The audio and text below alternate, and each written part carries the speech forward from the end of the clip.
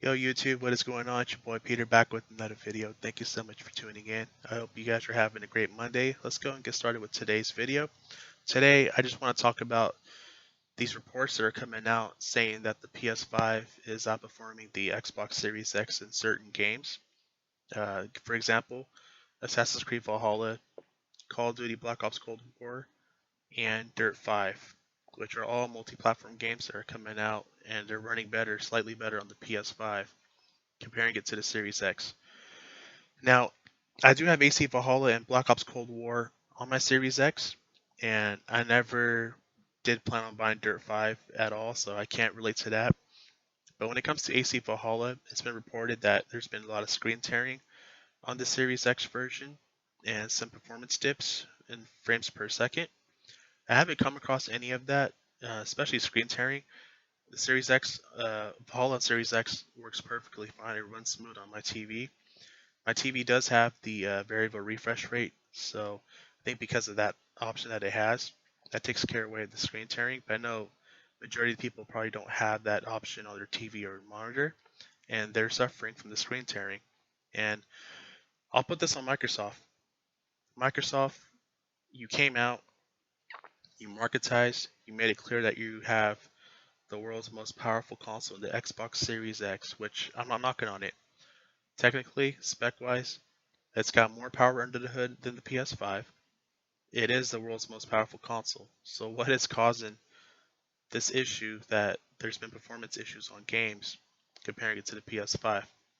Well, The Verge came out and they reported that Microsoft tools and development kits were not submitted for certifications to give to game developers on time, which I find it funny because the Series X was first unveiled back in December of last year, and they were not the first ones to submit their development kits and their game certifications to developers.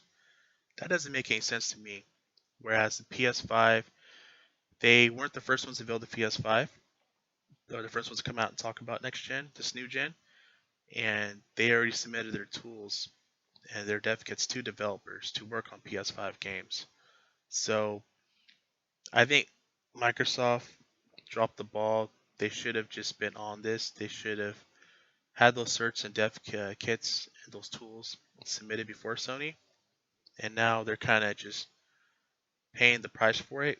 Not really paying for the price for it, but I understand the frustration, and I get that people are kind of just be like, "What the heck's going on?" Like, I paid $500+ for this machine, and it's underperforming.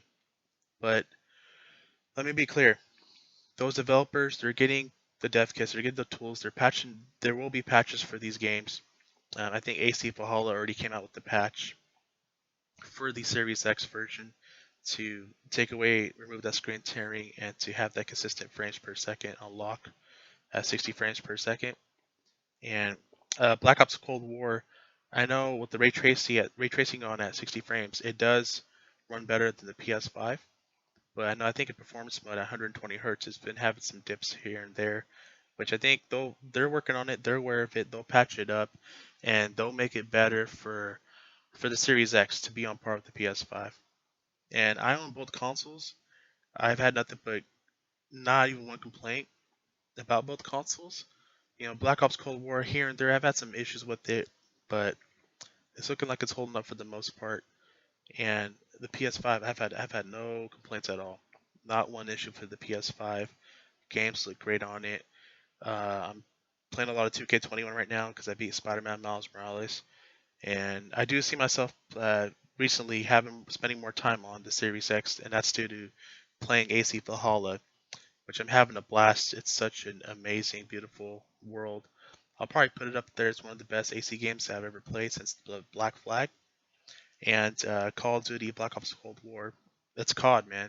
You could jump online, play with your friends, play with random people. It's a fun game, and playing it at 4K 60 at even 4K, even at 120 hertz, it's fun.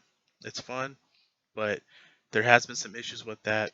The Series X version due to bricking the console's bricking, and I hope mine doesn't get bricked. But I've been taking a break from it. But then, like, my friends are playing, so I kind of want to get back on it and play with them.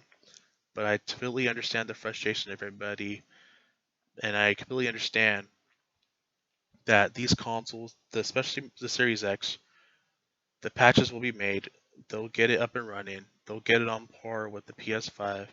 And technically, if not, they'll have it in some instances superior than the PS5 because they do have the extra horsepower under the hood, that full RDNA 2, the full 12 teraflops, which we'll see. We'll see. I want to see that take kid advantage and take that developers utilize that full 12 T flops. Hoping Microsoft first party studios can utilize that. And this is no knock on Sony. Sony's done a great job. They've done their part as far as submitting their development kits and their tools on time, if not sooner than before Microsoft. And this is why it showcases that some games are running better on PS5 comparing it to the Series X. So there you have it. That's going to do it for me for today's video, guys. Please hit the like and subscribe. It will mean a lot to me and the channel. If you're new to my channel, welcome to my channel. And let me know if you guys, how you guys are liking this next gen so far. So far, I'm loving it. I have an amazing display that has the 2.1 HDMI 2.1 capabilities and variable refresh rates. So Valhalla, Call of Duty Black Ops Cold War, FIFA 21, they all look great and amazing in 4K. Um, PS5, Spider-Man Miles Morales. Oh my God, I beat the game.